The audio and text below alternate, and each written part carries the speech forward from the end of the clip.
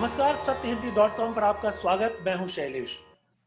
जिस वैक्सीन की लंबे समय से प्रतीक्षा की जा रही थी, वो वैक्सीन अब आम लोगों को दिए जाने के लिए बिल्कुल तैयार है। और इसमें सबसे पहले पहल करने जा रहे जो देश हैं, उनमें ब्रिटेन शामिल हो गया है। बेल्जियम में बना हुआ ये वैक्सीन ब्रिटेन पहुंच चुका है। वहां किस तरह से लगाया जाएगा, क्या प्रोटोकॉल होगा, किन लोगों को लगाया जाएगा, वो सब कुछ तय हो गया है। तो आज भारत के लोग जो हैं वो भी इस बात को लेकर बहुत उत्सुक हैं, चिंतित हैं कि ये वैक्सीन भारत में कब आएगा और कब से लगना शुरू हो जाएगा। हालांकि हमारे यहाँ भी घोषणा की गई है कि बहुत जल्दी आने वाला है।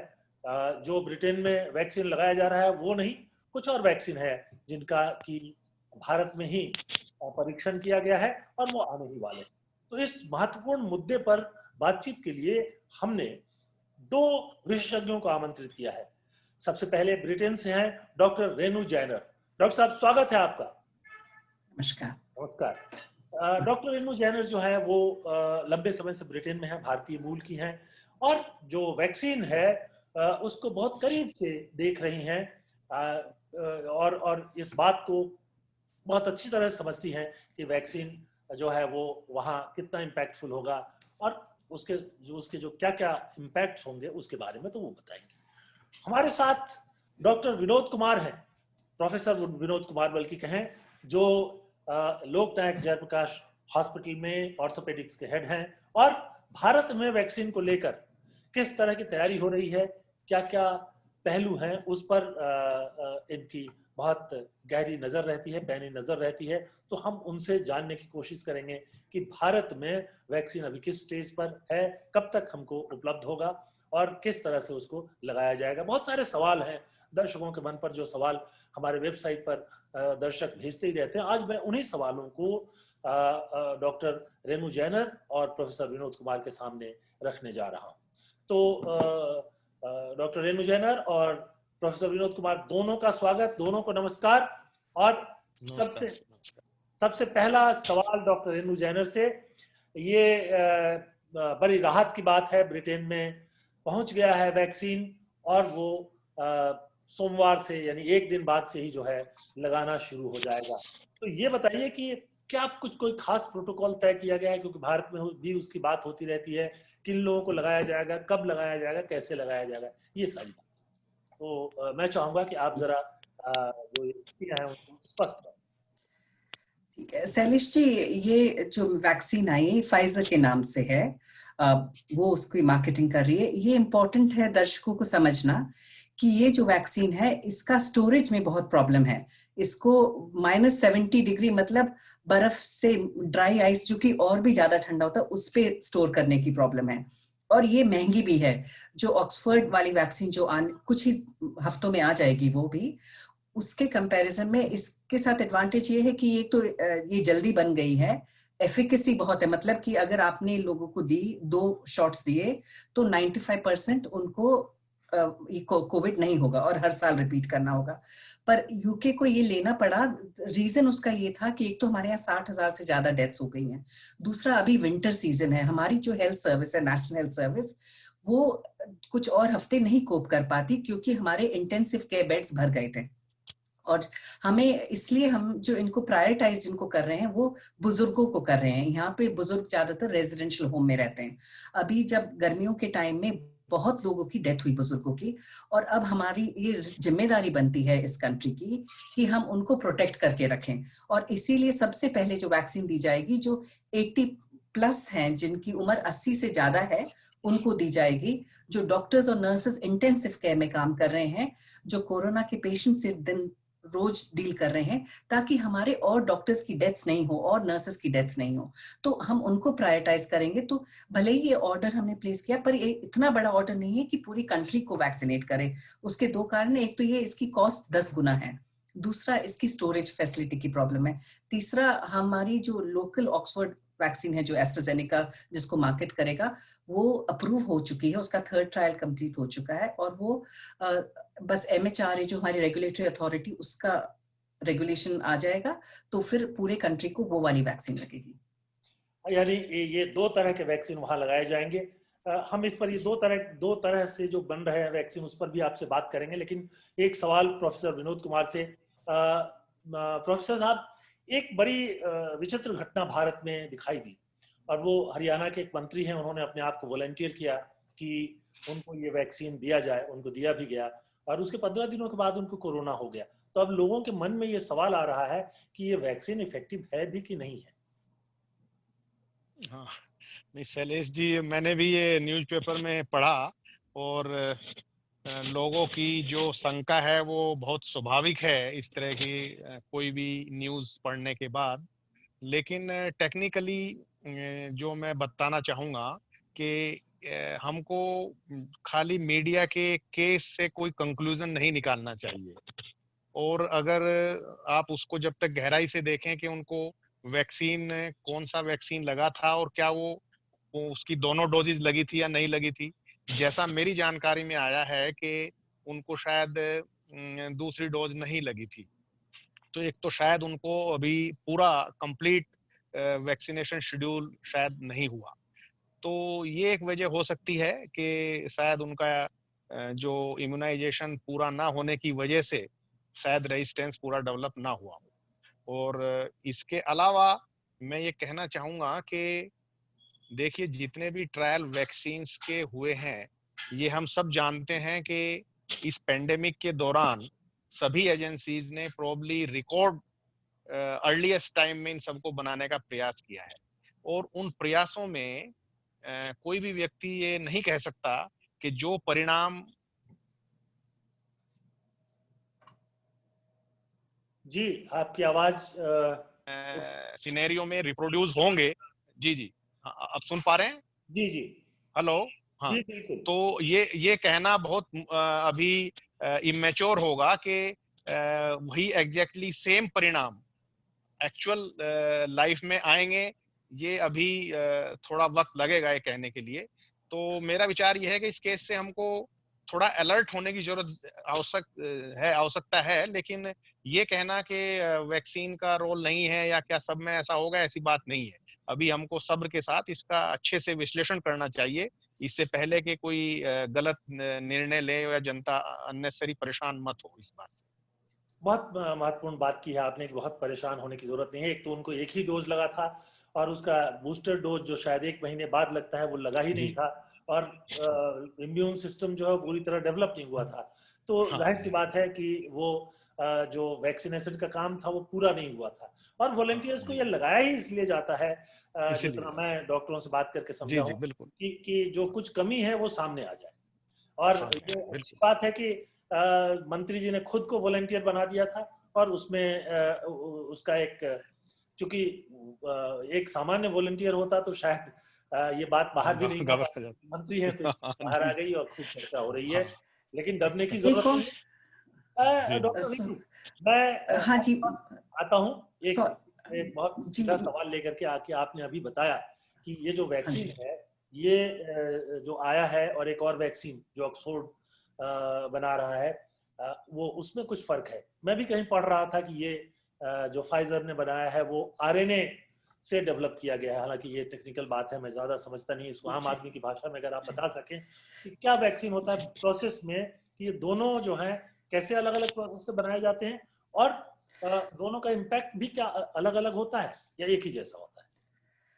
मैं वो भी जवाब दूंगी, पर इससे पहले जो आपने डॉक्टर प्रोफेसर विनोद से जो सवाल पूछा था, उसमें आई थिंक ये जरूरी है पब्लिक को समझना कि जब हम वैक्सीन देते हैं, उसके ट्रायल फेज में थे वो, तो आपके पास दो ग्रुप्स होते हैं। एक में आप वैक्सीन देते हैं, एक में आप प्लेसिबो देते हैं, मतलब कि वो वैक्सीन होती ही नहीं है।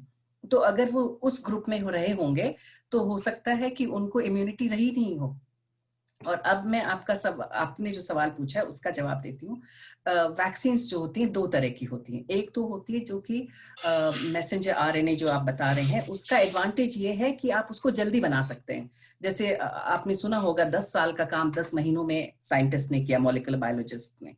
तो उसका ये एडवांटेज है। दूसरा, उसकी एफिकेसी बहुत होती है, बिकॉज वो जेनेटिकली इंजीनियर्ड, मतलब आपने एक तरह से एक जेनेटिक्स का एक टुकड़ा आपने एक डाला, उससे वो वायरस में उसका क्या इफेक्ट होगा अगर उस तरह से आपने उसको डेवलप किया है।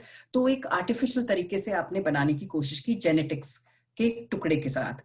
उसका एडवांटेज जैसे मैंने बोला, एक तो जल्दी बन जाएगा, दूसरा ये है कि एफिकेसी उसमें आपने सुना होगा फाइजर की 95% है, जो दूसरी वाली भी है एक जो वहां पे बन रही है जो मोडोना करके नाम सुना होगा आपने, उसके भी 92%। तो इनकी एफिकेसी बहुत हाई है, बट इनका डिसएडवांटेज ये है because the way they are कि उनको स्टेबलाइज करने के लिए आपको टेम्परेचर बहुत लो रखना पड़ेगा। अगर आपका जहां टेम्परेचर इंक्रीज हुआ वो बेकार हो जाएगी, वो इफेक्टिव नहीं रहेगी। सो उसका एक तो एक्सपेंसिव ज्यादा बने होगी, दूसरा ये है कि वो उसका टेम्परेचर की प्रॉब्लम रहेगी। पर जो ऑक्सफोर्ड ट्रायल में जो बनी है वो है प्रोटीन वायरल वेक्टर के नाम से सुनते हैं उसको। उसमें क्या है कि प्रोटीन से बनती है वो, और उसका ये एडवांटेज है कि वो टेम्परेचर से उस पर कोई फर्क नहीं पड़ेगा रिलेटिवली। मतलब आप फ्रिज में 4 डिग्री 6 डिग्री पे रख लीजिए उसको। और उसका एक और एडवांटेज है कि वो सस्ती बहुत बनती है। तो उसकी कॉस्ट जो है 1/10 समझिए आप, जो नॉर्मल आपकी वैक्सीन जो ये आरएनए वाली वैक्सीन है उससे 10 गुना कम। और दूसरा आपको ट्रांसपोर्ट में बहुत सस्ता पड़ेगा। तो ये जो है ये मास पब्लिक के लिए ये बेस्ट है। तो थोड़ा टाइम जरूर लगा इसमें, बिकॉज इसमें एडवांटेज डिसएडवांटेज ये रहा था कि जैसे हम 2 डोजेस देते हैं, उसमें जो पहला डोज दिया था 3000, जो मैंने जैसे पहले बताया 2 ग्रुप्स थे, एक को वैक्सीन दिया एक को नहीं दिया। तो जिनको आपने वैक्सीन दिया था उनको आपने आधा डोज दिया। तो इसलिए इसकी एफिकेसी जो हमारे सामने आई, आपने सुना होगा न्यूज में कि ऑक्सफोर्ड वाली वैक्सीन में रिजल्ट 62% है या कुछ है। पर उसका डिसएडवांटेज मतलब ये था कि 3000 लोगों को आपने आधी डोज दी, तो ऑब्वियसली जो इम्यूनिटी डेवलप होनी थी वो भी कम हुई। पर जो सेकेंड डोज दी उसमें आपकी 100% आ गई। तो अब 2 ऑप्शंस थे हमारे पास, या तो हम दोबारा 3000 लोगों को रिक्रूट करें, उसमें बहुत लंबा टाइम, यहाँ पे पॉपुलेशन इतनी है नहीं हमारे पास। फिर ये हुआ कि एवरेज जो थी वो अच्छी इम्यून रिस्पॉन्स था। बिकॉज आप ये जानना जरूरी है कि ऑन एन एवरेज अगर आपका 60% 55% इम्यून रिस्पॉन्स है, दैट्स वेरी गुड रिस्पॉन्स कोई भी वैक्सीन का। So it is very effective, it is cheaper and it's easier to store. जो वायरल वेक्टर वाली जो ऑक्सफोर्ड वाली एस्ट्राजेनेका जिसको मार्केट करेगी, तो आई थिंक दर्शकों को ये जानना जरूरी है कि तीनों वैक्सीन अच्छी हैं, तीनों पे रिस्पॉन्स बहुत अच्छा आएगा। और यह है कि बस उनका स्टोरेज और प्राइस के हिसाब से हर कंट्री को वेरी करना पड़ेगा कि किसको देते हैं, किसको प्रायोरिटाइज करते हैं। और रोड मैप तो सिमिलर होना चाहिए इंडिया में भी, कि आप जो बुजुर्ग हैं, क्योंकि अगर बुजुर्गों को ये बीमारी होती है, वो बहुत ज्यादा बीमार होते हैं, उन्हें हॉस्पिटल की जरूरत पड़ती है और उनकी डेथ भी होती है। 1 in 2 डेथ्स हो रही हैं, तो वो बहुत हाई रिस्क है। तो I think India should follow the same pattern कि जो हेल्थ केयर वर्कर्स, आप ही सोचिए एक डॉक्टर की डेथ होती है अगर इंटेंसिव केयर के डॉक्टर की, वो अगर बच जाए, अभी एक यहाँ पे हुई है एनेस्थेटिस्ट की 44 इयर्स की डेथ का डॉक्टर था। If he was alive for another 25 years he could have served the country. कितने लोगों की वो जान बचा सकते थे। तो आई थिंक ये इंपॉर्टेंट है कि भले महंगी हो, आप लाइफ को पैसे से नहीं कंपेयर कर सकते। बिल्कुल, बिल्कुल, बहुत महत्वपूर्ण बात कही है आपने कि जीवन को बचाना जो है वो सबसे पहले जरूरी है। और प्रोफेसर विनोद कुमार, मैं आपके सामने एक ये जो सवाल रख रहा हूँ, ब्रिटेन के बारे में डॉक्टर जैनर ने बताया कि वहाँ एक प्रोटोकॉल तय हो गया है कि बुजुर्गों को और हेल्थ केयर वर्कर्स को सबसे पहले दिया जाएगा। यहाँ पर आम पब्लिक में कंफ्यूजन है, तो कुछ प्रोटोकॉल तय हो गया है या तय होने की स्थितियां हैं। जैसा कि डॉक्टर जैनर कह रही थी कि भारत को ब्रिटेन जैसा ही जो प्रोटोकॉल है फॉलो करना चाहिए, तो यहाँ क्या स्थिति? नहीं, देखिए, जैसा डॉक्टर जैनर ने बताया कि ब्रॉडली प्रोटोकॉल की गाइडलाइंस तो ऑलमोस्ट सिमिलर ही रहेंगी, क्योंकि जो हाई रिस्क पॉपुलेशन है वो बुजुर्ग यहाँ पर भी उतने ही ससेप्टेबल हैं और उनकी मोर्टेलिटीज के चांसेस ज्यादा होते हैं। तो डेफिनेटली, बल्कि मैं कहूँगा कि इंडिया में जहाँ हमारा पॉपुलेशन लोड बहुत ज्यादा है, रिसोर्सेज रिलेटिवली उतने नहीं है, तो यहाँ ये चीज और ज्यादा जरूरी हो जाती है कि हमको अपने प्रोटोकॉल्स बनाने होंगे और हमको फेज वाइज ही हम कर सकते हैं। यूनिवर्सल इम्यूनाइजेशन पूरी होल पॉपुलेशन का एक साथ करना शायद संभव नहीं हो पाएगा। तो प्रोटोकॉल जहां तक ब्रॉडली आई थिंक वही है कि जो हमारे फ्रंट लाइन वॉरियर्स हैं, चाहे वो हेल्थ केयर वर्कर्स हैं, स्टाफ नर्सिस हैं, ऑर्डरलीज हैं, पुलिस फोर्सेस हैं, पैराफोर्सिस हैं और जो भी ससेप्टेबल ग्रुप हैं, ओल्ड एज हैं या जिनको diabetes, heart problems and respiratory, जो भी ससेप्टेबल ग्रुप्स हैं, पहले फेज में हम उनको ही वैक्सीन दें, जिससे कि हमारे रिसोर्सेज का बेस्ट यूटिलाइज हो सके to stop this pandemic and to avoid the mortality. So I think broadly जो गाइडलाइंस है इट इज ऑलमोस्ट सेम. जो हमारे सामने सबसे बड़ी चुनौती है एक्चुअली वो ये रहेगी कि जैसा अभी डॉक्टर जैन ने भी बताया कि जो अभी सबसे पहले अवेलेबल वैक्सीन है, जिसको शायद इंडिया ने भी काफी कुछ उसको ऑर्डर्स किए हैं खरीदने के, वो cold chain is a problem. कि उसकी जो व्यवस्था है कि उसको यदि आप कोल्ड चेन नहीं मेंटेन करेंगे तो प्रॉब्लम हो जाएगी. और ये अपने आप में एक बहुत बड़ी चुनौती रहेगी हमारे कंट्री के लिए, अगर आपको रूरल एरिया को भी कवर करना है जहाँ भी बुजुर्ग हैं और काफी बड़ी पॉपुलेशन को कवर करना है. सो इसलिए मैं समझता हूँ कि हमको खाली एक वैक्सीन पर नहीं बल्कि जो 3 वैक्सीन है तीनों को एक साथ उनकी सुटेबल अमाउंट में प्रोक्योर करना होगा और साथ साथ उनको एक साथ हमको यूज करना होगा. क्योंकि हम अभी कह नहीं सकते एग्जैक्टली कि हमारी व्यवस्था में कौन सा वैक्सीन सबसे अच्छा कारगर हो. मान लीजिए 95% क्लेम फाइजर वाले करते हैं, लेकिन अगर हमारी कोल्ड चेन ठीक नहीं हम कर पा रहे तो वो क्लेम थ्योरेटिकल है, फिर वो पेशेंट्स तक नहीं जा पाएगा. इसलिए थ्योरी और प्रैक्टिकल दोनों का बैलेंस रखते हुए हमको अपना प्रोटोकॉल बनाना होगा. और उसमें मेरे विचार से हमको जो दूसरे वैक्सीन जैसे के आने वाले हैं अभी ऑक्सफोर्ड वाला, प्रोबली जो हमारे लिए सबसे अच्छा सिद्ध हो सकता है कॉस्ट वाइज भी, और उसकी जो कोल्ड चेन की प्रॉब्लम नहीं है. हमको मास पॉपुलेशन में शायद उस पर ज्यादा निर्भर रहना पड़े बजाय अभी जो फाइजर मेक है. जी, बहुत बहुत ही महत्वपूर्ण बात की है आपने कि -70 डिग्री पर स्टोर करना और पूरे देश में भेजना हमारे लिए बड़ी समस्या हो सकती हाँ, है. बहुत. लेकिन अगर कोई वैक्सीन 4, 5 या 20 डिग्री हो तो जाहिर सी बात है कि उसके लिए कोल्ड चेन हमारे पास मौजूद है और हम ये जो है वो कर सकते हैं. डॉक्टर जैन, मैं आपसे बहुत एक छोटा सा सामान्य सा सवाल पूछता हूँ. अभी आपने कहा कि वो करीब करीब जो वैक्सीन है 1 साल तक प्रभावी रह सकते हैं. एक सवाल लोगों के मन में ये है कि जैसे पोलियो का वैक्सीन आया, अब वो एक बार जब लग जाता है, उसके जितने भी 2 डोज शायद या 3 डोज देते हैं, तो आप जीवन भर के लिए पोलियो से प्रोटेक्ट हो जाते हैं. उसी तरह से उसके पहले स्मॉल पॉक्स जो है उसको पूरी तरह से खत्म किया लोगों ने. तो ये क्या मुश्किल है कि ये वैक्सीन इतनी आज जब इसको तैयार किया जा रहा है, साइंस जो है बहुत विकसित हो चुका है, कंप्यूटर्स की बहुत मदद मिल जाती है, उसके बावजूद ये शॉर्ट टर्म के लिए क्यों होगा या होना चाहिए? देखिए, हर जो बीमारी है, कोई भी वैक्सीनेशन आप स्टार्ट करते हैं या कोई भी इम्यूनाइजेशन आप करते हैं, उसका मेन पर्पस होता है कि इरेडिकेट कर दें बीमारी को. जैसे आप बता रहे हैं पोलियो, स्मॉल पॉक्स. और उसका ये इसमें हमें ये इम्पोर्टेंट समझना कि कोरोना जो वायरस है ये बिल्कुल नया है. हम 1 साल पहले इसके बारे में पता भी नहीं था, जानते भी नहीं थे. और इसकी जो सिमिलैरिटी है कई चीजों में, फ्लू आपने सुना होगा, फ्लू वैक्सीन एक लगती है. फ्लू का ये कि आपने वो हर साल लगानी पड़ती है, बिकॉज आपकी जो इम्यूनिटी है ना, आपने वैक्सीन दी, उसका मेन काम होता है कि आपके अंदर एक हल्की सी वही वाली बीमारी डेवलप हो, ताकि जब आपको बीमारी से सामना करना पड़े तो आपके अंदर इतना रिस्पॉन्स हो कि आपको बीमारी नहीं लगेगी. वो आपका दैट्स हाउ आपकी बॉडी डील करेगी उससे. अब इसमें क्या होता है कि उन्होंने अभी जो देखा है कि कुछ महीनों तक तो एंटीबॉडी, जैसे जिन लोगों को ये बीमारी समझिए मार्च में हुई थी, उनके अभी यहाँ पे टेस्ट हुए यूके में, तो उनके अंदर एंटीबॉडीज आ रही हैं. तो हमें ये है कि 1 साल तक तो पक्का एंटीबॉडीज आएंगे, इसलिए हम कह रहे हैं कि हर साल हम बूस्टर डोज देंगे.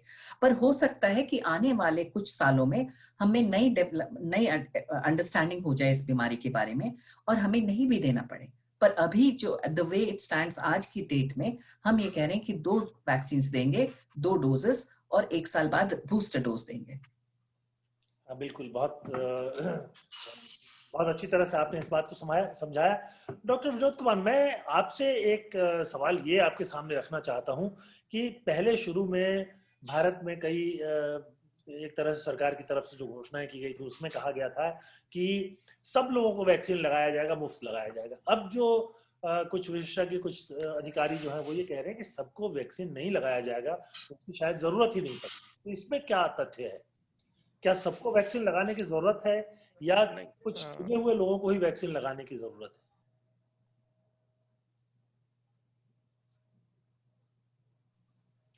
हाँ, देखिए शैलेश जी, इसमें दो बातें हैं।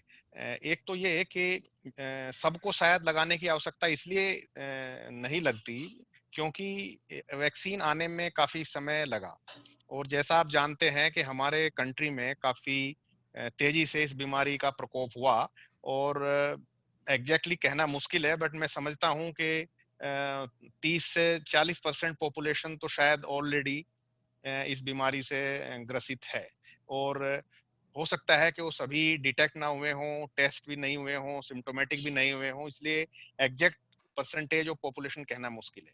सो ये एक बहुत बड़ी चुनौती भी रहेगी कि आप किसको दें, किसको ना दें। जिन लोगों को ऑलरेडी हो चुका सिम्टोमेटिक, उनको हम आसानी से अलग कर सकते हैं कि भाई इनको कोरोना हुआ, इसलिए डेफिनेटली उनको फर्स्ट फेज में देने की आवश्यकता नहीं है, क्योंकि जितना अभी तक हमारे पास एविडेंस है वो ये है कि एटलीस्ट 6 मंथ टू 8 मंथ्स तक संभावनाएं काफी कम है कि दोबारा इन्फेक्शन हो। इसलिए कंसीडरिंग हमारे रिसोर्स और प्रायोरिटीज, हम उनको अभी अवॉइड कर सकते हैं। लेकिन जो एक्चुअल चैलेंज है वो ये है कि हम बहुत से पेशेंट्स का हमको पता ही नहीं, कि जिसको हम ये मान रहे हैं कि इसको कोरोना हुआ नहीं लेकिन हो सकता है उसको हो चुका हो, तो उसको डिफरेंशिएट करने की अभी तक कोई पॉलिसी नहीं आई। उसका कोई कारगर तरीका शायद है भी नहीं, क्योंकि आप सबके एंटीबॉडीज टेस्ट करें, लेकिन एंटीबॉडीज भी ये देखा गया है कि वो कुछ समय के बाद एंटीबॉडीज लेवल भी डाउन हो जाता है। इसलिए सबको एटलीस्ट जो सिम्टोमेटिकली पेशेंट्स डिटेक्टेड हुए हैं उनको तो डेफिनेटली हमको आउट कर देना चाहिए, और प्रायोरिटी पे जो पेशेंट्स हमारे जैसा हमने अभी पहले डिस्कस किया फर्स्ट फेज में उनको लें। उसके बाद फिर जैसा भी शेप आती है पेंडेमिक की, हो सकता है कि टाइम के साथ वायरस जो अभी है वो अपने आप थोड़ा सा डाउन हो। ये हमको लगता है जैसे पुराने रिकॉर्ड्स हैं पेंडेमिक्स के, कि जनरली 1.5 ईयर्स के बाद काफी कुछ कम होने लगते हैं। तो depending on actual real life situation जो आएगी अगले 2-4 महीनों में, उससे ये निर्धारित होगा कि क्या ये यूनिवर्सल इम्यूनाइजेशन सबको देना अनिवार्य है, या हम टारगेट पॉपुलेशन को देने के बाद फिर उसको कोई डिफरेंट प्रोटोकॉल बना सकते हैं। आई थिंक ये अभी ओपन क्वेश्चन है, स्पेशली हमारे देश के लिए। मैं इसमें मेरे मन में एक सवाल ये आ रहा है कि मान लीजिए कोई एसिम्टोमेटिक रहा हो और बिना जांच किए जी। उसको दे दिया जाए ये वैक्सीन, तो क्या उसका नुकसान भी हो सकता है पेशेंट? ये बड़ा आई थिंक टेक्निकल क्वेश्चन है। मेरे विचार से नहीं होना चाहिए, लेकिन अब ये इतने ट्रायल्स अभी हुए नहीं कि जिनको हो चुका उनको देने के क्या इम्पैक्ट आएंगे। आई थिंक ये डिपेंड करता है हम किस तरह का कौन से वाला वैक्सीन यूज कर रहे हैं। अगर हम लाइव एटेन्युएटेड, जिसमें कि हम वायरसेस ऐसे देते हैं जो थोड़े से अधमरे कर दिए जाते हैं, तो हो सकता है उनका कोई डिफरेंट इम्पैक्ट हो। वो वैक्सीन जैसे कि आरएनए प्रोटीन्स के बनाए हैं, आर्टिफिशियल हैं, इनका शायद डिफरेंट इम्पैक्ट हो। और जैसा कि ऑक्सफोर्ड ग्रुप बना रहा है जो प्रोटीन के पार्ट्स, उसका शायद उसमें सेफ्टी प्रोफाइल बेटर हो। So I think this fact also ये इस पर निर्भर करेगा कि हम कौन से वैक्सीन का चुनाव करते हैं। मोटे तौर पर इस चीज को हमें पहले निर्धारित करना होगा, उसकी सेफ्टी को, और ये एक बहुत इम्पोर्टेंट फैक्टर है कि चूंकि आप अनजाने में भी किसी को लगा सकते हैं। बिल्कुल, ये तय करना होगा और शायद इस बात को समझना होगा कि अगर कोई एसिम्टोमेटिक पेशेंट रहा है जिसके भीतर इम्यून डेवलप हो चुका है, तो उसको वैक्सीन लगाया जाए या नहीं लगाया जाए। यानी थोड़ा अब इस दिशा में भी काम बाकी है, लेकिन मेरे मन में ये एक सवाल आ रहा है कि भारत जैसे देश में, और डॉक्टर रेणु आपसे ये सवाल कर रहा हूँ कि डॉक्टर विनोद कुमार ने कहा कि 30-40% लोग संक्रमित हो गए हैं। बहुत सारे लोग जो हैं वो ये भी कहने लगे हैं कि जो शहरी क्षेत्र है वहां तो 50-60% लोग जो है संक्रमित हो चुके हैं। तो जब इतने मतलब और ये माना जाता है कि 60% संक्रमण है, तो इसका मतलब हर्ड इम्यूनिटी है, यानी अब उसके बाद डिक्लाइन ही होना है, उसको खत्म ही होना है, वो वायरस बहुत आगे नहीं बढ़ सकता है। तो ये सवाल यहाँ फिर आ जाता है कि क्या अगर हम हर्ड इम्यूनिटी के बहुत करीब हैं तो वैक्सीन इस तरह के लगाए जाएं कि नहीं लगाए जाएं? देखिए, ये बहुत इम्पोर्टेंट है कि हम ये समझें कि कोई भी जैसे ये वाला इन्फेक्शन, ये वायरस नया है, बट हमें और वायरसेस की स्टडीज के बारे में पता है। हमें पता है कि वो कैसे बिहेव किया है उन्होंने, कैसे चीजें, मतलब कैसे उसका प्रोग्रेस कैसे रही वायरस की। अब कुछ लोगों ने तो ये भी कहा है कि वायरस हो सकता है कि लेबोरेटरी में मैन्युफैक्चर्ड हो और बायोलॉजिकल वेपन भी हो। तो आई think this is behaving slightly differently. जैसे सेकेंड वेव आई, फर्स्ट वेव आई, हमें काफी कुछ चीजों के बारे में, इसके बारे में पता चला है, पर अभी भी we are still learning, I think. तो इसका ये है कि एक तो जब आप सबको यूनिवर्सल इम्यूनाइजेशन देना भी चाहें तो भी प्रैक्टिकली बहुत मुश्किल होगा। जो 30 to 40% लोगों को इन्फेक्शन हो गया, they should be immune, but अगर हमने उनको एक और डोज दे दी है वैक्सीन की तो उससे उनको नुकसान नहीं होगा। ये इम्पोर्टेंट है। जो एप्रीहेंशन लोगों को है ना कि ये सेफ है या नहीं है, आई थिंक ये जो स्पेशली जो वायरल वेक्टर वाला है, ये very safe, it's very safe. जो मैसेंजर आरएनए वाला, जो फाइजर और जो वो वाला है जेनेटिकली इंजीनियर्ड, जो मोडर्ना वाला, उनके बिकॉज ये मत भूलिए, उसका जो मैसेंजर आरएनए है ना, वो कुछ कैंसर पेशेंट्स के इलाज में भी यूज हो रहा है। तो I think I will be a bit careful, जो कैंसर पेशेंट्स को अगर देना है तो ये वायरल वेक्टर वाला, ऑक्सफोर्ड वाला दे दें उनको, वो ना दें। ये मेरी एडवाइस होगी, बिकॉज हमें उसके बारे में पता नहीं कि वो हो सकता है वो ऑलरेडी मैसेंजर आरएनए के किसी ट्रीटमेंट पे हो, and how this genetically engineered vaccine will interfere with that we don't know. तो इसलिए उसमें थोड़ा सा ध्यान रखना पड़ेगा। डॉक्टर रेणु और प्रोफेसर विनोद कुमार, हमारे पास समय बहुत कम है और एक आखिरी सवाल, एक वीडियो में देख रहा था जो व्हाट्सएप पे बहुत सर्कुलेट किया जा रहा है, और उस वीडियो में एक सज्जन जो हैं, एक लग रहा था कि किसी धर्म के वो वक्ता हैं, प्रवक्ता हैं, जो भी हों, वो उसके गुरु हैं, और वो ये कह रहे थे कि ये जो वैक्सीन आ रहा है इसमें एक चिप लगा दिया गया है और वो वैक्सीन के जरिए वो चिप जो है आपके शरीर में आ जाएगा और धीरे धीरे ये लोग जो हैं, जो सरकारें हैं, वो सब लोगों को कंट्रोल कर लेगी। तो वैसे तो मुझे भी लगता है कि अफवाह ही है, लेकिन मैं समझता हूँ कि जरा इसको आप दोनों लोग क्लियर करें। बस 30-30 सेकंड में जवाब दीजिए, समय बिल्कुल नहीं है। नहीं, देखिए शैलेश जी, ये तो आप जानते हैं कि इस तरह की अफवाहें, हिंदुस्तान फ्री डेमोक्रेसी है, यहाँ हर व्यक्ति को अपने विचार रखने का अधिकार है, लेकिन साइंटिफिकली, टेक्निकली आई थिंक ये पूर्णतः मिथ्या है, गलत है। इस तरह की सोच जनता के अंदर नहीं लानी चाहिए, उनको भ्रमित नहीं करना चाहिए। जो भी होगा वो साइंटिफिक ग्राउंड पर सेफ्टी को ध्यान रखते किया जाएगा, इस तरह की चीजें नहीं होनी चाहिए। सो मैं इसको नहीं मानता, डॉक्टर इसको जैनर, पूरी तरीके से क्या ये संभव है? ये इम्पॉसिबल है। ये वैक्सीन हम बहुत टाइम से डेवलप कर रहे हैं और वो सेफ हैं, और ऐसी मिथ से आपको नुकसान ज्यादा हो सकता है आपकी लाइफ भी चली जाए। अगर आपके घर में कोई बुजुर्ग है जिसको जरूरत है, कोई हार्ट पेशेंट है, कोई वो है, कोई लंग कंडीशन है, एज है, अगर उनको कोविड हुआ तो उनकी डेथ भी हो सकती है और उनको हॉस्पिटलाइजेशन भी कोई किसी का।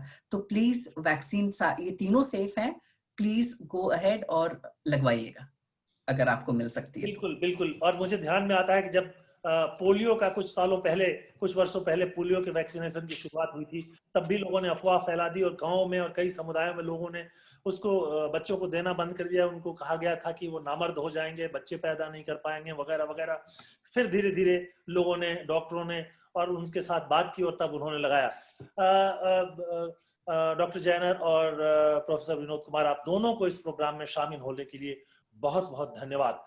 हम अपना प्रोग्राम आज का यही खत्म करते हैं और दर्शकों, चलते चलते मैं आपसे सिर्फ एक छोटा सा अनुरोध करना चाहता हूं, वो ये कि इस वीडियो के बाद आपको हमारा डिस्क्रिप्शन का एक बटन मिलेगा, आप उस बटन को दबाइए और उसमें हम आपको बताएंगे कि आप satyhindi.com के साथ और करीब से कैसे जुड़ सकते हैं, कैसे आप हमारा सहयोगी बन सकते हैं। आपको सिर्फ याद दिला दूं कि satyhindi.com कोई किसी कॉर्पोरेट के द्वारा या बड़ी कंपनी के द्वारा फंडेड नहीं है। उसके अलावा जो हम किसी राजनीतिक विचारधारा, किसी दल, किसी से भी जुड़े हुए नहीं हैं। जाहिर सी बात है कि हम जो हमारे पास जो संसाधन है, कुछ थोड़े से पत्रकारों ने मिलकर शुरू किया और कुछ जो आम दर्शक हैं हमारे, उनके सहयोग से चलता है। तो आप एक बार उसको देख सकते हैं, सोच सकते हैं। और आज के प्रोग्राम को हम यहीं समाप्त करते हैं। इस प्रोग्राम में शामिल होने के लिए प्रोफेसर विनोद कुमार और डॉक्टर रेणु जैनर, आप दोनों को बहुत बहुत धन्यवाद। नमस्कार। सत्य हिंदी का ऐप डाउनलोड करें गूगल प्ले स्टोर पर।